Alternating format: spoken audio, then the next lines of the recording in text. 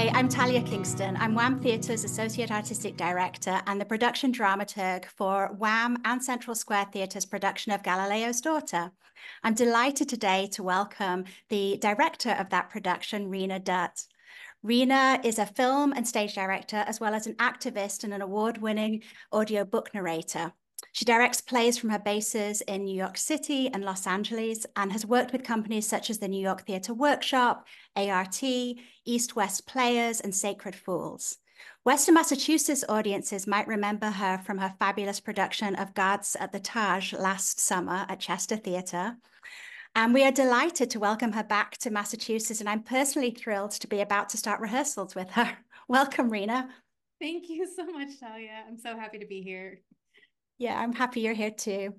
So I have a couple of questions for you to talk about your role as director. And I wanted, first of all, to start us off. When you first read the script, I remember you saying that the writing spoke to you. So I wondered if you could share what you typically look for in a script and what particularly excited you about Galileo's Daughter. Yeah, so many things. When I first read the script, I was thrilled to see this idea of what it means to be a woman in different time periods and what the struggles might be. Whether you're on board with how society dictates how a woman should live versus having agency to live in other ways. And so I was really interested in that, and also this idea of time coming together, which you'll see in the play what I mean by that, because it's one timeline from different directions intersecting, which is something that's really exciting to me because our culture hasn't actually changed as much as we'd like it to. And in this particular play, we get to see that firsthand. Like, what does that mean to have agency? What does it mean to have a love or a passion? What does it mean to want to engulf yourself in this love and passion, but not quite be able to 100% the way that you want to? I think that particularly in female stories, we're constantly torn, and this is in female life in general. We're torn between two extremes and expectations, and there's societal expectations, family expectations, and just surviving. And in this particular play, it was really exciting to see this done in a lighter way that feels approachable, and there's so many fun characters to play with. So I think it's I read it and I was kind of like, this is a powerhouse play for actors. This is a powerhouse play for designers to really engulf themselves in. And finding the team has been fantastic. So I'm really excited to see what we bring to the stage to our audiences. Yeah, so as we speak, we're just about to go into rehearsals, as I mentioned. So I'm wondering if you talk a little bit more about the team that you've put together, because we've been working for a while on casting, production meetings, and what excites you about this particular team and what they bring to the production. Thank you for asking that. I'm definitely one of those directors who loves my actors and loves my designers equally as much because I feel like I share the brains of all the people involved in the team. One of the ways that I like to perform advocacy in a in an honest way is bringing people together from different walks of life to tell a story. I believe that cultural exchange increases empathy. And that's something that I learned from Mallory Marashrafi, who's also a fantastic director who comes to Boston quite often to work. But when they told me that quote, my heart started pounding and I could feel that happening in the moment. But our team is amazing. We have people from, let me go through a list of names of who we have. Chingan Zhang is our scenic designer, brilliant brain. We've been going back and forth with how to be playful in the space and not have it be a stagnant space. We want it to be metaphoric. So finding team members who really love to play in that idea of metaphor and what does each piece of the scenic design mean to this greater story. So when you come to the show, you're going to see some fun elements that are representative of what it means to be walking on a plank of life, walking on the plank of a church that has expectations of you as a female, and living in the spaces that surround that. What are our minds and hearts thinking? What are those spaces filled with? What kind of energy? So Jingan and I have been like talking quite a bit about that. And they've come up with this beautiful, beautiful design that I'm so excited about. I'm working with Mallory Griel, who is also an amazing designer, costume and prop designer, and she's taught me so much about each character. Again, a very playful person who's willing to throw ideas at you and see what you catch on to, and then take it and expand and make it even better than what you could imagine before. So she's also just an incredible designer that we're working with. Andrea Sella is going to be doing our lighting design, or Andrea Sella is going to be doing our lighting design. And I'm just really excited about what she's going to come up with. And that happens a little bit later in the process. And so we have a lot of exploration coming up.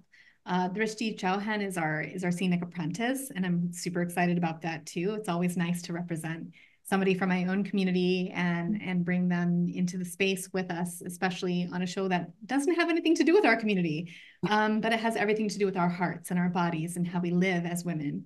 But this particular team is just, I'm very excited about it because we all have different backgrounds. We all have different backgrounds culturally, in terms of location, where we're based. There's just so many ways to look at womanhood. The one thing that I love about this team of designers is everyone's playful, everyone shares ideas, everyone wants to collaborate. That's really important to me because I come into a process with a vision, a very specific little seed of a vision. I don't think that vision is fleshed out until other people come to it and feed it and water it and give it sunlight and make it grow into something beyond what I could have imagined alone.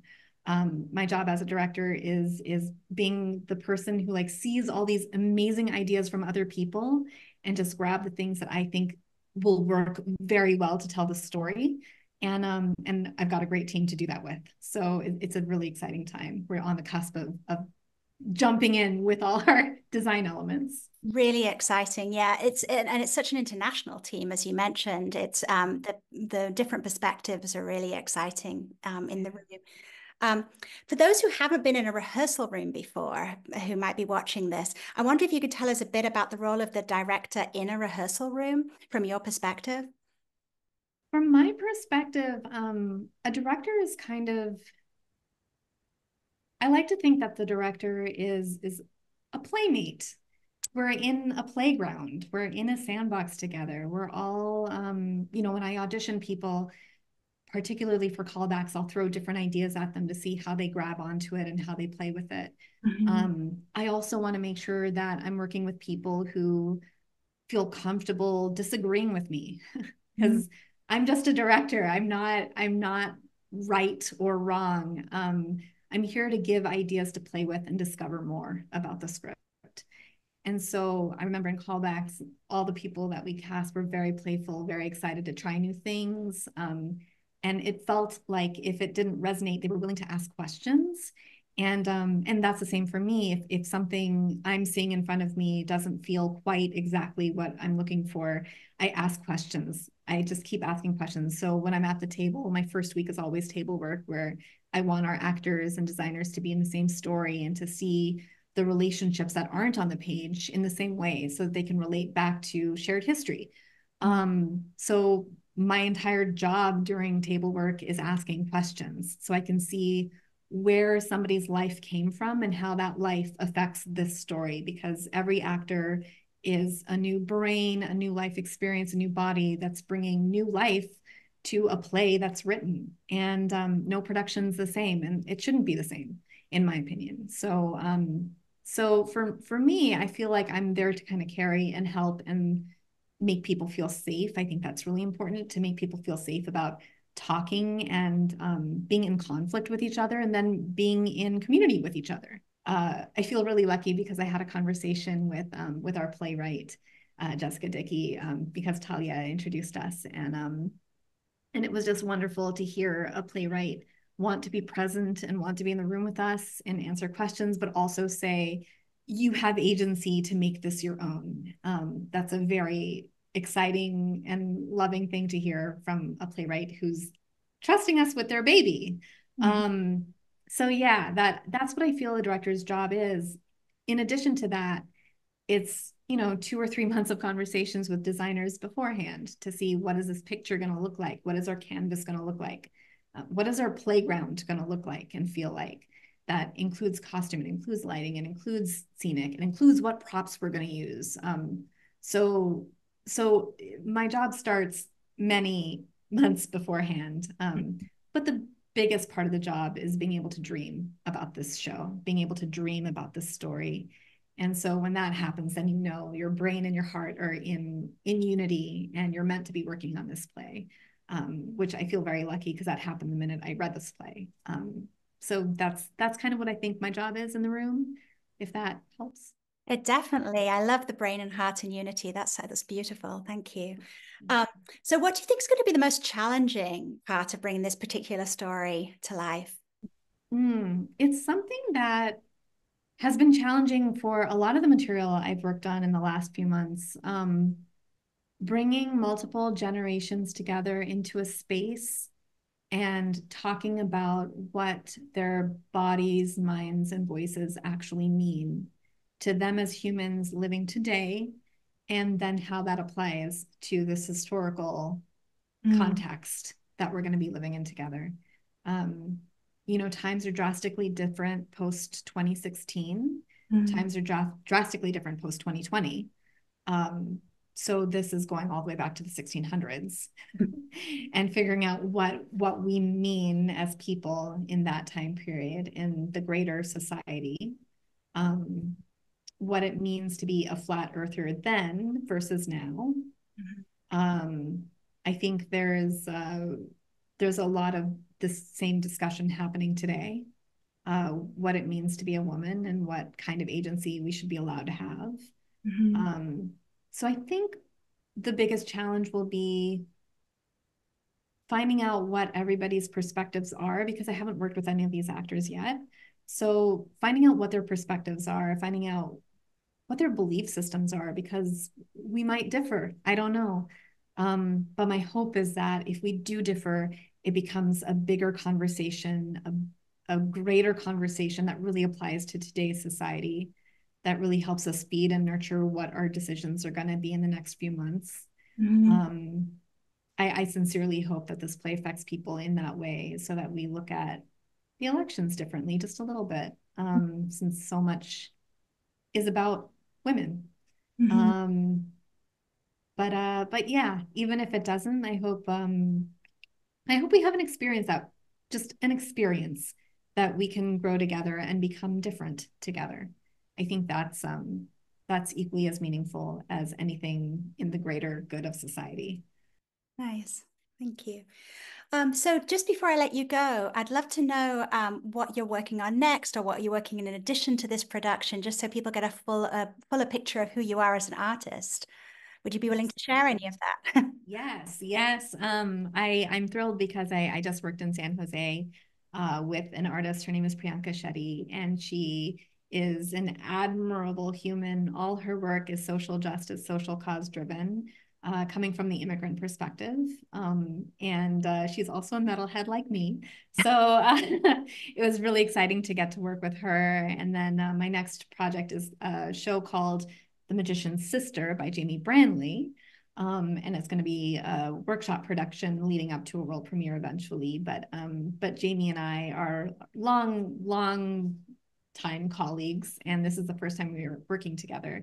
But she often does a lot of feminist material, and material that also kind of dives into difficult issues. For this one, it's partially mental health, partially sisterhood, and what it means to have family. What family identity actually is. I think there's a lot of themes in there for that. And I've got a couple other things that are kind of rolling around as a writer this time, which is going to be interesting for 2025, since I have never defined myself as a writer before, but I'm exploring that now. And thankfully, we're in a hyphenate world, so all of us can explore all the things that we want to explore, and it's not looked down on like it was 20 years ago. But yeah, I also just finished post-production for a short film that's a crossover between the queer and South Asian community, and that film is written and starring Anu Bhatt, who is also an actor based out of Los Angeles and San Diego. there's quite a few things in the works. And one of the through lines of my work is that there is always something that moves the needle. There's something that pushes the needle forward for an underheard body, voice, gender, and race. So I'm always looking for material that allows us to really dive in a little bit more and discover a little bit more about our differences. Well, we appreciate you, and thank you so much for spending this time with me and talking to me about the project. For those of you watching, tickets are now on sale for Galileo's Daughter, which runs in Lennox from October the 18th to November 3rd. Go to whamtheatre.com. And then in Cambridge, Massachusetts, November 14th to December 8th, go to centralsquaretheatre.org. And we hope to see you at the theatre.